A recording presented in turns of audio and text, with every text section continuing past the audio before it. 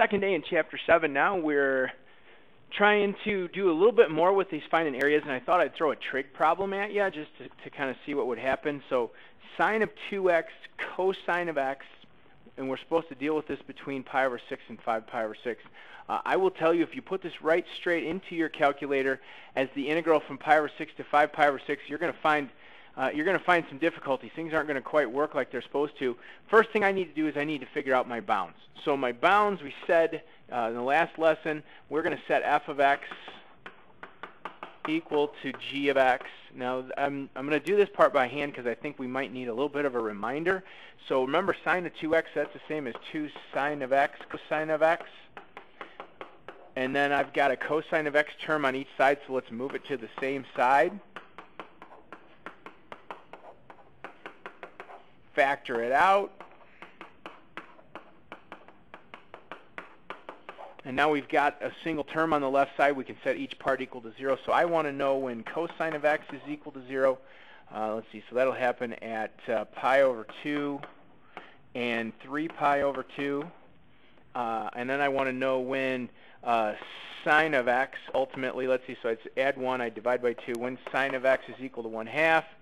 So that would be pi over 6 in quadrant 1 and 5 pi over 6 in quadrant 2. So there's a little review on how to go through and find your bounds. So we've got 4 bounds. So what I'm seeing is, in the interval between pi over 6 and 5 pi over 6, there's your endpoint, which is good. And then we also have pi over 2 there where something's going to be changing. So maybe I have a calculator available to me, maybe I don't. If I do, I'm going to punch it in. If I don't, we do know a little bit of something about these graphs. Sine of 2x, if I remember right, that has a period of pi. So if I went out here to 2 pi, and I threw pi in the middle, and pi over 2, and 3 pi over 2, well, the g of x function, the cosine of x, would have to hit here, and here, and here, and here, and here. It would look, there would be your cosine of x function. Well, your sine of 2x function would completely take place in between 0 and pi. So it would work its way up and then back down, and then here it would look something like that. So as I'm looking at that quick graph, your sine of 2x being the blue one, it looks like the sine of 2x is the top function for a little while. So there's one of my bounds. There's another one of my bounds. There's a third one of my bounds. It looks like in that first region, the sine of 2x is the top function. So when I'm setting up my integral, I'm doing integral from, let's see, my lowest bound is pi over 6, to the second bound, which would be pi over 2. And my top function is going to be the blue one, so sine of 2x, minus my bottom function, which is the red one, which is cosine of x. And I'm integrating that with respect to x. And I'd have to add to that my second integral. My second integral would go, if we do the same thing, would be subtracting. But now what we've done is we changed the bounds. So my bounds now start at pi over 2 and go to 5 pi over 6. And my top function now in that second region is the red one. And my bottom function is the blue one. So the challenge on that problem is going to be to get set up.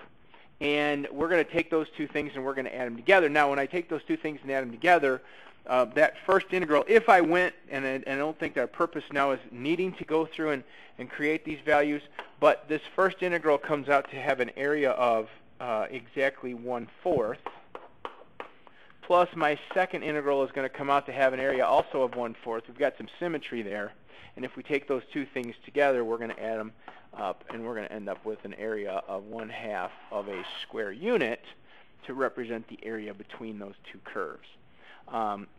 You'll also notice that since your top function and your bottom function switch in this picture over here on the side, I think if you just did a straight, again, integral from pi over 6 to 5 pi over 6, and whichever function that you put on the top, sine 2x minus cosine of x dx, if you punch that in, you're going to get another big fat 0 because the top function and the bottom function switch, and they've got some symmetry. So be very careful of this. That's not going to work. You've got to look again at what your top function is and what your bottom function is. So so there's your first one. Now second one, now we've got a little geometry going on. So geometry here, normally I'd like to do 1/2 base times height. I could do a lot of different things as far as perimeter, semi-perimeters. What I'm going to do instead this time is I'm going to look at it in terms of calculus. Is there a top function? Is there a bottom function? Well, sure there is. If we could just think about it as there being like a dividing line right there, and that dividing line that I just drew, I didn't draw very well because I think that x equals 4 is that dividing line right here. And what we've got now is we've got two regions. So if I do the same thing I did before, here's region 1, here's region 2. And the challenge this time is we don't have curves, we have lines for our two functions. And so what we need to do is we need to write the equation of AB, the equation of AC, the equation of BC. We have 2 points for each one of them, and I think in the interest of saving time a little bit here, here's the equation of line AB. The equation of line AB is y is equal to 9/2 x minus 12. So there's your first function, 9/2 x minus 12. And then the equation for BC is y is equal to -5/2 x plus 16.